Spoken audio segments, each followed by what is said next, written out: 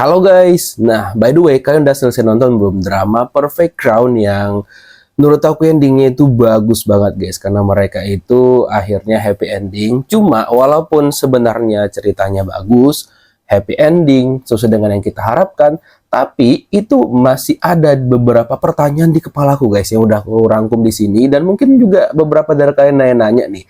Dan kalau misalkan kalian tahu jawabannya soal teori-teori itu, bisa kalian sampaikan juga di sini. Yang sudah aku rangkum itu ada sekitar 8 poin nih guys. Ada 8 poin yang aku rangkum. Jadi kalau misalkan kalian ada poin tambahan, yang misalkan juga menjadi pertanyaan bagi kalian nih, boleh buat di kolom komentar ya. Nah, yang pertama itu adalah misteri-misteri yang belum terpecahkan di drama Perfect Crown ini. Yang pertama adalah dalang dari kecelakaan ibu dari Pangeran Ian. Nah, beberapa orang bilang aku baca itu katanya itu murni kecelakaan aja. Cuma kan ketika kalian nonton dramanya, itu tuh kan ada dua mobil ya. Mobilnya Ian di belakang dan mobil ibunya di depan. Cuma masalahnya ketika mobil ibunya melaju, itu tuh kayak mobil yang di belakang itu, mobil Ian tuh kayak pelan banget, seolah-olah kayak udah diatur gitu loh guys. Jadi kayak ini tuh masih misteri bagi aku. Eh, aku pikir bakal diungkapkan dalangnya siapa, tapi ternyata kayak ya udah gitu aja gitu, dan masih jadi pertanyaan di kepala aku tuh. Terus yang kedua, itu kan ayah Ian itu kan kehilangan nyawanya gara-gara sakit jantung mendadak gitu. Dan ini jujur janggal banget, karena pernah di-spill tipis-tipis ketika Hiju itu kan ngebaca latar belakang keluarganya Ian, yang menurut aku mungkin bakal di-spill nih. Apalagi kan di kerajaan gitu biasanya kehilangan nyawa gara-gara yang kayak gitu kan kayak pasti janggal. Tapi ya balik lagi, gak dibahas sama sekali. Terus yang ketiga itu adalah yang paling buat aku penasaran, salah satunya ibu Hiju itu siapa? Karena kan pernah sempat beredar teori yang lumayan viral banget terkait ibu Hiju itu bangsawan segala macam, tapi masalahnya nggak ada dibahas sama sekali guys. Jadi kayak bagaimana Hiju itu tiba-tiba tahu bahwa ayah Taeju itu adalah ayahnya juga. Kok tiba-tiba dia ditunjukin cuma nongol di depan rumah itu ngaku sebagai anak dari selingkuhan ayahnya Taeju, yang membuat Taeju tuh kehilangan ibunya, kayak cuma gitu aja gitu guys, kayak nggak dibahas lebih lanjut. Kemudian yang keempat adalah dalang yang mengotak-atik mobilnya Hiji. Walaupun sebenarnya ngotak-ngatik itu si orang bengkelnya udah kehilangan nyawanya bundir, cuma masalahnya pasti ada yang nyuruh kan, nggak mungkin kayak ngide sendiri gitu loh. Nah masalahnya yang nyuruh ini juga gak di-spill. Nah, yang kelima, itu menurut aku ya, kalau misalkan episodenya lebih panjang, karena nggak tahu drakor-drakor sekarang tuh episodenya dibuat kayak hemat banget ya. Kalau nggak 8, 12, 10, paling banyak juga 14. Terus kita udah jarang banget jumpain drakor yang sampai 16 episode sekarang ya.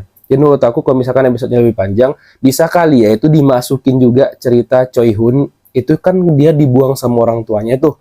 Nah, bagaimana dia dibuang sama orang tuanya, terus bagaimana dia diambil sama keluarga kerajaan, masa pertemanan dia dengan Ian, dan gitu juga sama Hiju dan juga Hyejong, bagaimana mereka bisa sedekat itu. Kayak ya bolehlah gitu, kalau misalkan dikemas 16 episode mungkin bisa kali itu dimasukin gitu kan.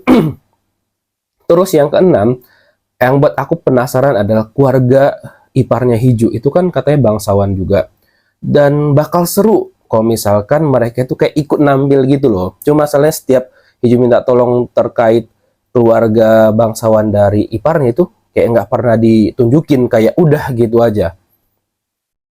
Terus yang ketujuh, itu kalian ingat nggak mantan pejabat istana yang diwawancarain di episode 1 atau episode 2 gitu? Aku lupa namanya siapa. Yang awalnya aku tuh berpikir bahwa dia itu bakal jadi plot twist di episode-episode terakhir, tapi ternyata udah nggak ada, cuma perannya gitu doang, di interview doang. Yang mantan pejabat istana yang katanya jujur, dan juga waktu itu dia dikeluarin ataupun dipecat gara-gara nge-spill tentang kejahatan-kejahatan pejabat-pejabat istana lainnya gitulah, tapi ternyata nggak dibahas juga. Nah yang terakhir adalah si Menteri Min, itu di episode terakhir nasibnya itu nggak dijelasin gitu loh guys, kayak mungkin kita anggap jatuhnya kayak sanksi sosial gitu, cuma nggak tahu dia penjara atau enggak, karena setelah ketahuan itu tuh benar-benar bablas, nggak ada lagi scene dia gitu.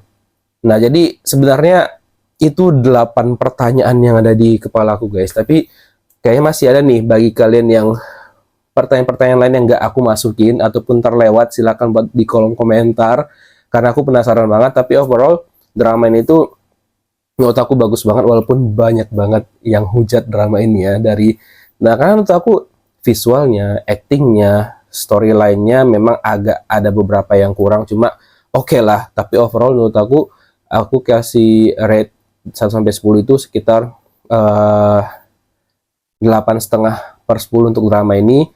Pokoknya oke sih menurut aku, bagus ceritanya, dan ya aku tim yang nggak ngelihat siapa pemainnya.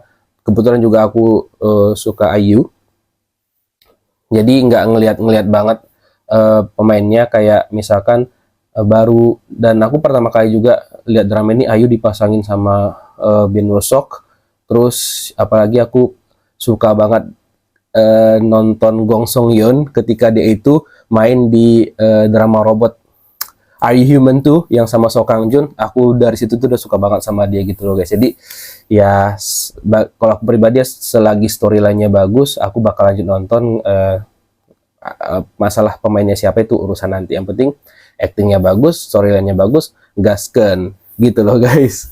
Oke, itu aja sih yang aku mau sampaikan. By the way, kalau misalkan kayak ada yang aku bilang tadi, ada yang mau didiskusikan, silahkan buat di kolom komentar. Bye bye.